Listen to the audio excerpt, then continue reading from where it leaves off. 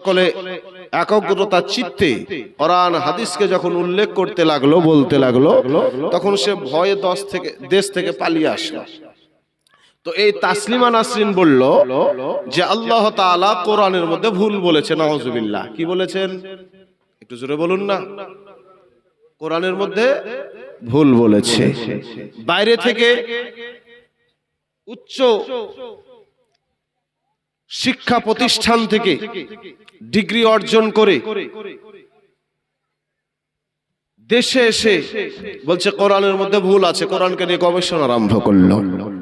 তাসলিমা নাসরিনকে বলা হলো, তাসলিমা নাসরিন বলো, কোরআনুল কারীমের মধ্যে মহান আল্লাহ তাআলা কোথায় ভুল বলেছে, কোন জায়গাতে ভুল বলেছে তোমাকে প্রমাণ করে দিতে হবে।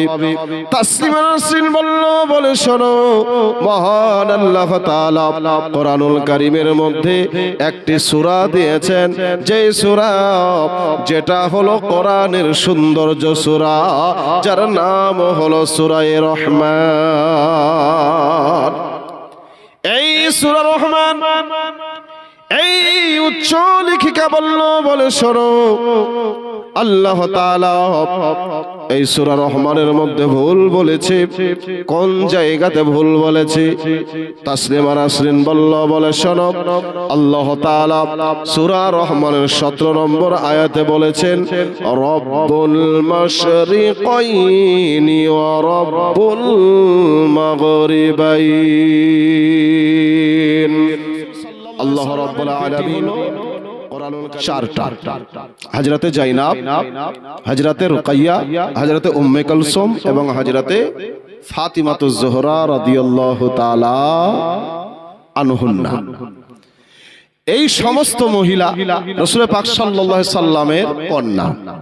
ওনার বেটা হলো 3 জন। কতজন একটু জোরে বলুন না। 3 জন। তাহলে আল্লাহ রাসূলের সন্তান মোট কতজন একটু জোরে বলুন না। 7 জন। কিন্তু আল্লাহ তাআলা কোরআনের মধ্যে কি বলছে?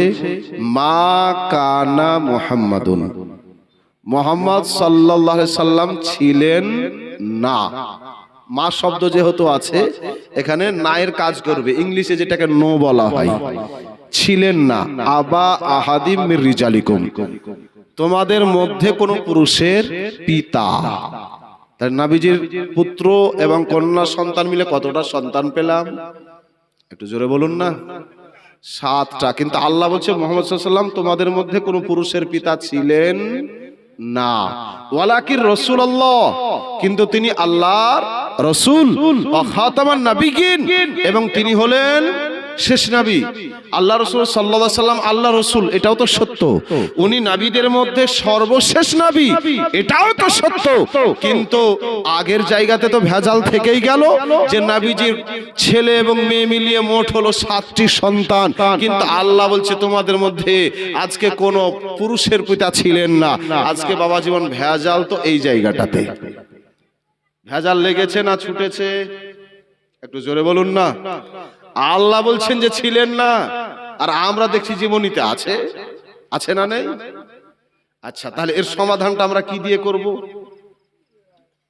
এখন সরাসরি যদি বলেন যে আল্লাহকে কোরআনকে মানছি না বা এই আয়াতটাকে মানছি না, তাহলে আমরা কি হয়ে যাব?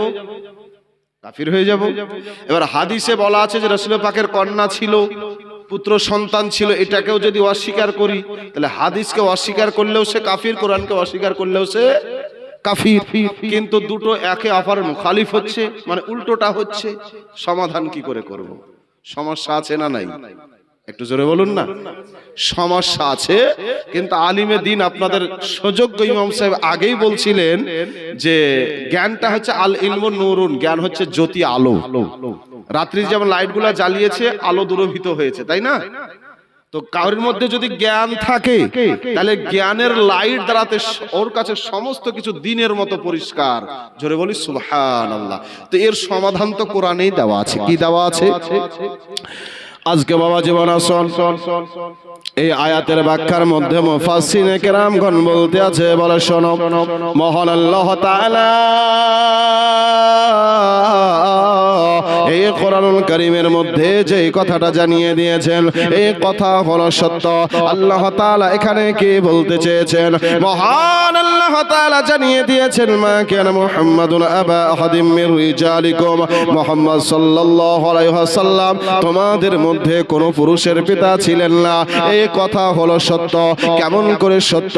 এই কথাটা হলো এই রকম করে সত্য বাবা। বিশ্বনবী সাল্লাল্লাহু তাআলা আলাইহি ওয়াসাল্লামের যে তিনটা পুত্র সন্তান ছিল, এই সন্তানগুলো ছোট অবস্থায়, শিশু অবস্থায় ইন্তিকাল করে গিয়েছিল। এরা বাবা সাবালক হতে পারে নাই, এরা নাবালক অবস্থায় মারা গিয়েছিল। আল্লাহ রাব্বুল আলামিন কোরআনুল কারীমের মধ্যে এখানে রিজাল শব্দটা দিয়েছে। রিজাল শব্দটা হলো বহুবচন, রজুলুন এক বচন। রজুলুন শব্দের শাব্দিক অর্থ হলো বাবা মার্দ, মানে হলো পুরুষ। ইংলিশে যাকে মেল বলা হয়, আর যাকে আপনার মহিলাদেরকে ফিমেল বলা হয়। আজকে বাবা জীবন শুন, যারা ওই কুচি অবস্থায় থাকে তাদেরকে সবিগুণ বলা হয়, তাদেরকে ওয়ালাদুন বলা হয়। কিন্তু বাবা বিশ্ব রাসূলের যে পুত্র সন্তানগুলা ছিল, এরা সাবালক হয় নাই। আল্লাহ তাআলা জানিয়ে দিয়েছেন, আল্লাহ রাসূলের পুত্র সন্তানগুলা এরা পুরুষে পরিণত হয় নাই, সাবালক হওয়ার পূর্বে ইন্তিকাল করেছে। আল্লাহ তাআলা জানিয়ে দিলেন, বলে শোনো, আজকে মা কানা মুহাম্মাদুন আবা আহাদিম মির রিজালিকুম, মুহাম্মদ সাল্লাল্লাহু তাআলা আলাইহি ওয়াসাল্লাম তোমাদের মধ্যে কোনো পুরুষের পিতা ছিলেন না। এটাও হলো সত্য। এটাও হলো কি? সত্য। এতে কোনো সন্দেহ নেই। আজকে বাবা জীবন আরবি গ্রামার অনুযায়ী, আরবি শব্দ অনুযায়ী যারা বাচ্চা থাকে, যারা চিলড্রেন, যারা শিশু, যারা বেবি, কথা বুঝতে পেরেছেন? আচ্ছা, ভোটার কার্ডে 18 বছরের আগে ভোটার কার্ড হয় না, তো ভোটার কার্ড হলে ওকে কি ওই ভোটার কার্ডে ছেলে বা যদি মেয়ে হয় তো শিশুদের কোন শব্দ লেখা থাকে নাকি? একটু জোরে বলুন না, কি শব্দ লেখা থাকে ইংলিশে? মেল লেখা থাকে। মেল মানে হলো পুরুষ, আর ফিমেল মানে হলো মহিলা। কথা বুঝতে পারলেন?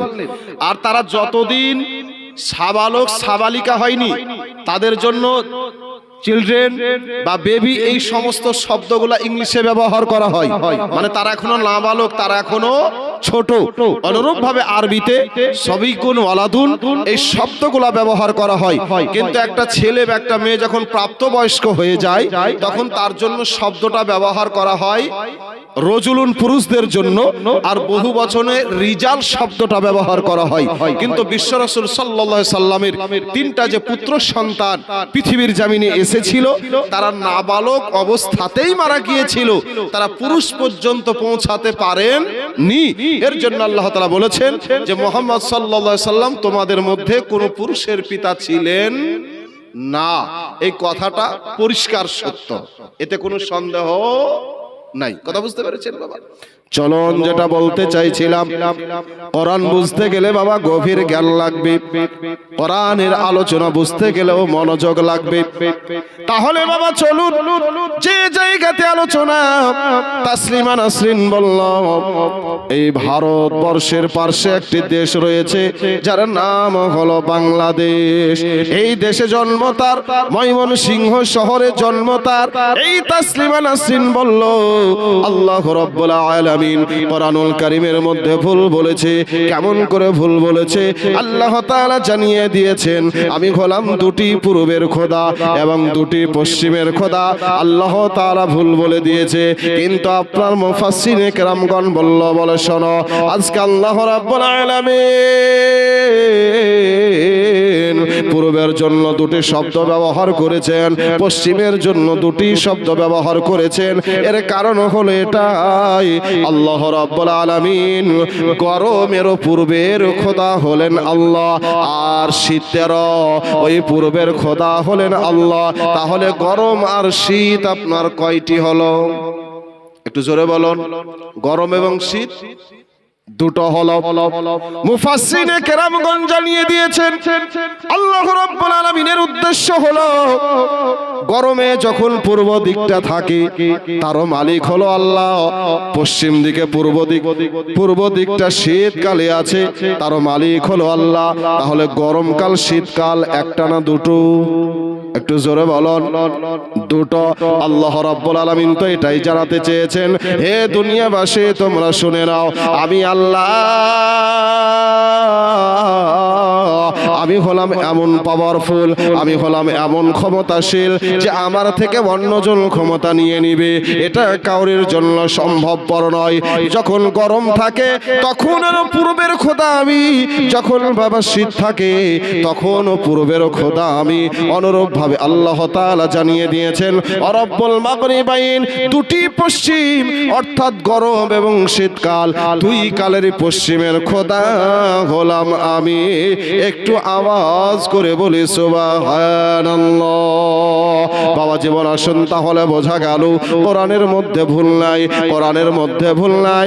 এ তাসলিমা নাসরিন কোরআনের মধ্যে ভুল ধরতে এসে সে নিজেই ধ্বংস হয়ে গেল। আর বাবা এমন করে ধ্বংস হয়ে গেল, বাংলাদেশ থেকে তাকে বিতাড়িত করলো, ওই মহিলা কলকাতায় চলে আসলো, কলকাতা থেকেও তাকে বিতাড়িত করলো। ওই মহিলা এখন বাস করছে আপনার দিল্লিতে। আজকে বাবা বোঝা গেল আল্লাহ রাব্বুল আলামিন যে কোরআনুল কারীম দিয়েছেন আজ থেকে ১৫০০ বছর পূর্বে ২৩ বছর ধরে মক্কার জমিনে মদিনার জমিনে কোরআন নাজিল হয়েছে। বাবা সর্বপ্রথম কোরআন যে জায়গাতে নাজিল হয় ওই জায়গাটার নাম হলো গারে হীরা। কি নাম বললাম? গারে হীরা। ২ থেকে ২.৫ কিলোমিটার উঁচু ওই বাবা গারে হীরা। রব্বুল আলামিন তিনার দয়া, নবীর বাবা মায়া। আজকে বাবা জীবন আসুন, আমি অধম ওই গারে হীরাতে যে জায়গাতে সর্বপ্রথম কোরআনের আয়াত নাজিল হয়েছিল, ইকরা বিসমি রাব্বিকাল্লাযী খলাক, খলাকাল ইনসানা মিন আলাক, এই 5টি আয়াত নাজিল হয়েছিল ওই জায়গাতে মহান রব্বুল আলামিনের হাবিব যে জায়গাতে ধ্যান করত, যেখানে জিবরিল আসতো। কোরআন সর্বপ্রথমে নাজিল হয়েছিল কাবা শরীফ থেকে 8.5 কিলোমিটার দূরে এই একটা পাহাড় যার নাম হলো বাবা গারে হীরা। যে পাহাড়টাতে আরোহণ করতে 2 থেকে 2.5 ঘন্টা সময় লাগে। কতটা সময় বললাম? একটু গভীর মনোযোগ। 2 থেকে 2.5 ঘন্টা সময় লাগে। কিন্তু বাবা কেউ যদি জওয়ান হয়, কাউরির দেখে যদি শক্তি থাকে, তাহলে তাদের জন্য সময়টা কম হয়ে যায়। এত উঁচু পাহাড়, এই পাহাড়ে বিশ্ব রাসূল আমার কাবা শরীফ থেকে 8.5 কিলোমিটার দূরে এই পাহাড়ে বসে বসে আল্লাহর নবী আল্লাহর ধ্যানে মগ্ন থাকতেন। এই জায়গাতে কোরআনের সর্বপ্রথম 5টি আয়াত নাজিল হয়েছিল। আল্লাহ রাব্বুল আলামিন আমি অধমকে বাবা ওই জায়গাতে হাজিরা দেওয়ার তৌফিক দান করেছে। বাবা জীবন জায়গাটা দেখেছি, আরে এমন সুন্দর জায়গা, সূর্যের তাপ হয় কিন্তু বাবা চলতে অসুবিধা বোধ মনে হয় না। ওই জায়গাতে যখন গেলাম মনে মনে চিন্তা ভাবনা করি, বলে আল্লাহ রাসূলের পদধূলি পড়েছে, আল্লাহ নবীজির চরণ ধূলি এই জমিনে পড়েছে। আল্লাহ তোমার কৃতজ্ঞতা স্বীকার করি মাওলা। আল্লাহ কতই না মনে আনন্দ পাই, কতই না মনে তৃপ্তি পাই গো আল্লাহ। আজকে নবীর দেশে আমার মতো গুনাহগারকে ডেকে নিয়েছ। এই গারে হীরাতে বাবা কোরআন সর্বপ্রথমে নাজিল হওয়া শুরু হলো। এই জায়গা থেকে মক্কার জমিনে, মদিনার জমিনে, বিভিন্ন যুদ্ধের প্রান্তরে, বিভিন্ন ক্ষেত্রে, বিভিন্ন জায়গাতে 23 বছর ধরে কোরআন নাজিল হয়ে গেল। কোরআনের বয়স 1500 বছর হয়ে গেল। আজও পর্যন্ত বাবা কেউ কোরআনের সূরার পরিবর্তন করতে পারে নাই, কেউ পারার পরিবর্তন করতে পারে নাই, কেউ বাবা আয়াতের পরিবর্তন করতে পারে নাই, কেউ শব্দ অক্ষর বা জের জবর পেশের পরিবর্তন করে নাই। পৃথিবীর জমিনে এমন কোন মা এমন কোন সন্তানের জন্ম দিতে পারবে না যে কিয়ামতের সকাল পর্যন্ত কোরআনুল কারীমের একটা জের জবর পেশের পরিবর্তন করে দেবে। সেই রকম কেউ জন্ম নেয়নি। তো এ কোরআনুল কারীম থেকে আয়াতে কারিমা তেলাওয়াত করেছি। মহান আল্লাহ তাআলা বলছেন 5 নম্বর পারা সূরা নিসা আয়াত নাম্বার হলো 65। আল্লাহ তাআলা বলেন ফালা ওয়া রাব্বিকা লা ইউমিনুনা হাত্তা ইউহাক্কিমুকা ফিমা শাজারা বাইনাহুম। রব্বুল আলামিন বলছেন ফালা ওয়া রাব্বিকা, সুতরাং হে মাহবুব আপনার প্রতিপালকের শপথের কসম আল্লাহ রাব্বুল আলামিন বলছেন যে সুতরাং হে মাহবুব আপনার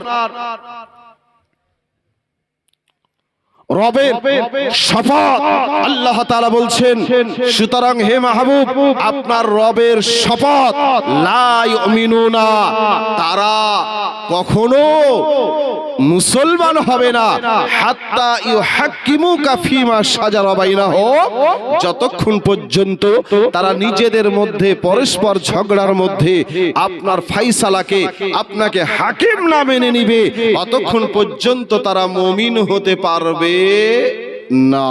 বোঝা গেল যে যারা নবীর ফায়সালাকে মানবে তারা মুমিন হবে, যারা নবীর ফায়সালাকে মানবে না তারা মুমিন হতে পারবে না।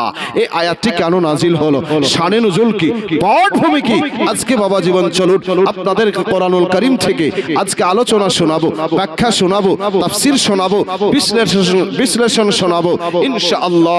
আল্লাহ রাসূল সাল্লাল্লাহু আলাইহি ওয়াসাল্লাম তিনার উপরে যে কোরআন নাজিল হয়েছিল সেই কোরআনুল কারীমের মধ্যে আজকে রাসূলের পাক সাল্লাল্লাহু আলাইহি সাল্লামের শানে এই আয়াতটি নাজিল হয়েছে। বাবা আজকে আসুন, বর্তমান সময় নবীকে নিয়ে অনেক কটূক্তি হয়, নবীর বিভিন্ন বিষয়কে নিয়ে মানুষের সম্মুখে তুলে ধরে নবীকে আপনার অপমান করার চেষ্টা করা হয়, নবীকে খাটো করার চেষ্টা করা হয়, নবীকে ছোট করার চেষ্টা করা হয়। কিন্তু আল্লাহ তাআলা বলেন হে দুনিয়ার মানুষ শোনো, আজকে তোমরা সমগ্র দুনিয়া যদি একদিকে হয়ে যাও তা আমি রাসূলুল্লাহ আমার নবীর সম্মানকে আমি আল্লাহ বৃদ্ধি করে দিয়েছি, কেউ আমার রাসূলুল্লাহর সম্মানকে কমাতে পারবে না। জোরে বলি সুবহানাল্লাহ। আল্লাহ তাআলা বলছেন আরাফানা লাকা যিকরাক, আল্লাহ তাআলা বলছেন এবং আমি উঁচা করে দিয়েছি আপনার জন্য আপনার স্মরণকে। জোরে বলি সুবহানাল্লাহ। তাহলে নবীর স্মরণকে আল্লাহ তাআলা সমুন্নত করে দিয়েছেন। তাহলে যেই নবীকে আল্লাহ তাআলা নিজে মর্যাদা দিয়েছেন পৃথিবীর মানুষ তার মর্যাদা কেউ কমাতে পারবে না। চলুন বাবা জীবন সূরা নিসার 65 নম্বর আয়াত কেন নাজিল হয়ে গেল। আল্লাহ রাব্বুল আলামিন এই আয়াতটি কেন নাজিল করলেন? মদিনার জমিনে বাশার নামে একজন ব্যক্তি ছিল, একজন মুসলমান ছিল, প্রকৃত এই মানুষটা ছিল মুনাফিক। এই মানুষটা ছিল, একটু জোরে বলুন না। আচ্ছা, মুনাফিক কাদের মধ্যে তৈরি হয়? হিন্দুদের মধ্যে। জি, মানুষের মধ্যে এটা তো বটেই, হিন্দুদের মধ্যে, জৈনদের মধ্যে, খ্রিস্টানদের মধ্যে, কাদের মধ্যে তৈরি হয়? একটু জোরে বলুন না।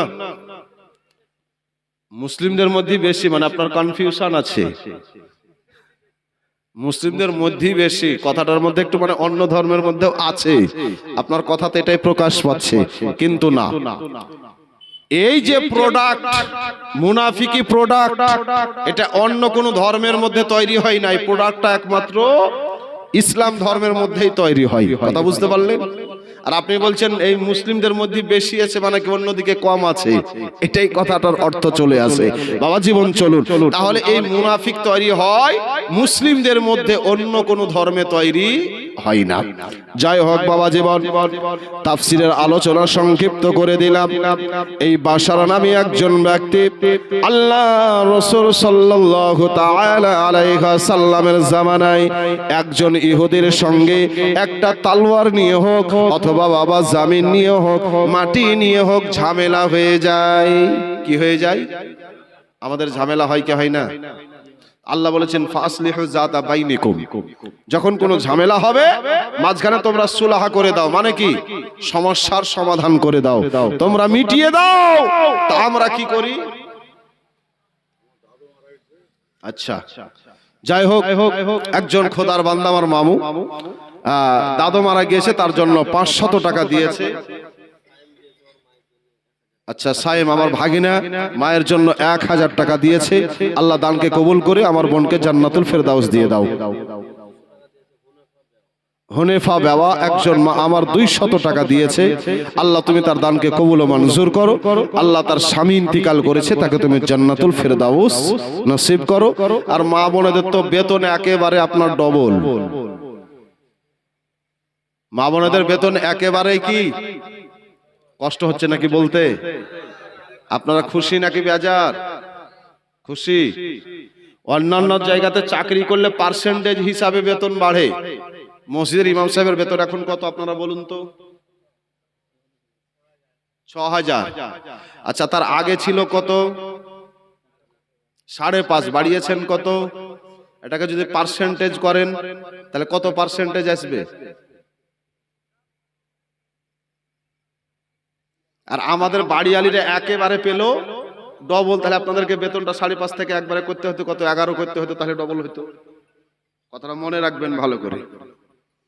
তো মা বোনেরা ছিল 500, হলো কত? আপনারা বলছেন যে আমাদের খুব খুশি, মা বোনেরা বলছে খুব খুশি, আমার বাড়িয়ালি তো দেখছে আরো খুশি। কথা বুঝতে পারেন না? কেন ছিল 500 হলো 1000। আপনারা সবাই যে খুশি, মাশাআল্লাহ খুবই ভালো। ইমাম সাহেব আছে, একটু বেতনের দিকে লক্ষ্য রাখবেন বাবা, ইমামকে সুখে রাখবেন, ভালো রাখবেন, সমস্ত দিক তার বিবেচনা করবেন, নামাজটা আপনাদের ঠিকঠাক হবে। আর জিনিসের যা দাম পত্র আপনার বাড়ছে, আপনার কেউ যদি 40,000 টাকা রোজগার করে, যেই দামে মাংস কিনছে 6000 টাকা রোজগার করলে ওই দামই কিনতে হবে না। মৌলভী সাহেব বলে 100 টাকা ধরবে গো, না চালে ছাড় আছে, তেলে ছাড় আছে, কোন জায়গাতে ছাড় নাই। তাহলে যেই বাজারে আপনারা চলছেন কত টাকা লাগছে আপনারা তো সকলেই জানেন, যে একটা মানানসই মানান মতো একটা বেতনটা রাখবেন, তারও যাতে মনটা ভালো থাকে, সংসারটা পরিচালনা করতে যাতে অসুবিধা না হয়, তবেই নামাজ আপনাদের সঠিকভাবে হবে। আর যদি ভাবেন যে না টাকা রোজগার করব, মসজিদের এ কাজ সে কাজ মার্বেল টালি খুব চাকচিকন করব, আর মৌলবীর বেতনের বেলাতে যখনই বলবে থামেন এই কাজটা হোক তো বাড়াবো, ওই কাজটা হোক তো বাড়াবো, করতে করতে বলছে তা ছাড়াও পালাতে পারছে না, আর আমরাও ছাড়ছি না, মানে এইভাবেই চলতে হবে। কিন্তু তার জন্য বাবা হাসরের দিন আপনাদেরকে জবাব দিতে হবে, কথাটা মনে রাখবেন। আপনি যখন নিবেন তখন বলছে আমার কাছে যত আসবে আসুক, কোনো অসুবিধা না, দেওয়ার বেলাতে কি প্রণতা করলে তার জন্য কিন্তু হিসাব দেওয়া লাগবে। আল্লাহ রাসূল সাল্লাল্লাহু আলাইহি সাল্লাম বলেছেন তোমরা নিজের জন্য যেটা চয়েস করবে অন্যের জন্য সেটা চয়েস করো, তবেই গা তুমি মুমিন হবে। তা আমি যখন রোজগার করব তখন যেন আমার 40,000 হয়, আর ইমামের বেলাতে 5,000। আচ্ছা নিজের জন্য যা চয়েস ইমামের জন্য সেটা করলাম, তাহলে কি এটা চয়েস হলো বাবা? চয়েস হলো না। চলুন বাবা জীবন, আশা রাখছি আপনার মা বোনেরা, বাবা জীবন ভাইয়েরা ঈদগাহার জন্য একের পর এক অর্থ আপনারা দিতে থাকবেন। চলুন।